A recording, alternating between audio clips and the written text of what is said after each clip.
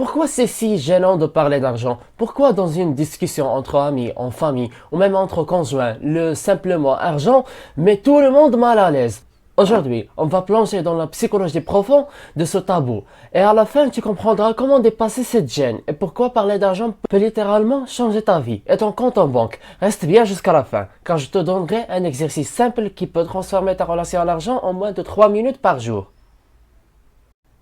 Une éducation silencieuse. On ne parle pas d'argent à table. Depuis tout petit, on nous a appris que parler d'argent, c'est impoli, voire vulgaire. À la maison, les discussions sur l'argent étaient rares, souvent tendues. On entendait "t'occupe pas de ça, on n'est pas pauvre, mais on n'est pas riche non plus", ou pire, silence total. Résultat, l'argent devient un sujet chargé émotionnellement, comme un poids qu'on porte, mais dont on n'en parle jamais.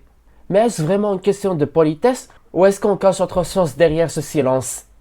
On parle de la peur du jugement. Beaucoup n'aiment pas parler d'argent parce qu'ils ont peur d'être jugés. Si je te dis que je gagne bien, on va croire que je me vante. Si j'avoue que je galère, on va me prendre pour un raté.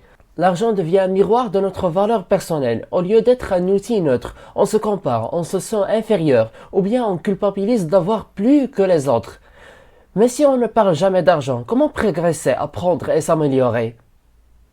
L'impact du silence, ignorance financière plus blocage intérieur. Le tabou crée de l'ignorance. Peu savent comment gérer, épargner, investir ou simplement budgétiser.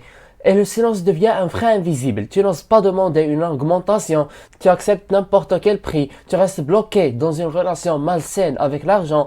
Par peur de parler, tu refuses de reprendre ton pouvoir. Mais alors, comment casser ce tabou sans passer pour une personne intéressée ou arrogante?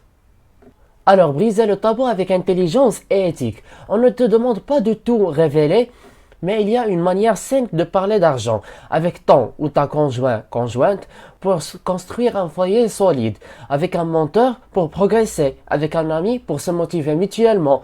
L'intention est la clé. Si tu parles d'argent avec l'intention de partager, d'apprendre ou d'éduquer, tu n'es ni arrogant ni superficiel. Et maintenant, tu vas voir comment parler d'argent peut devenir un acte spirituel.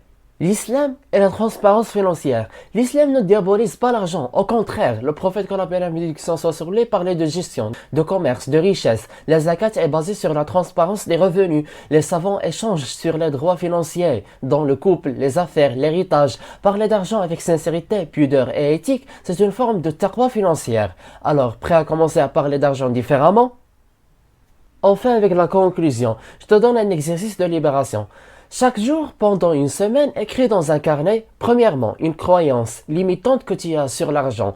Deuxièmement, une chose positive que tu pourrais dire sur l'argent. Troisièmement, une personne à qui tu pourrais parler d'argent avec bienveillance. En bonus, commence une discussion saine sur l'argent avec un proche cette semaine.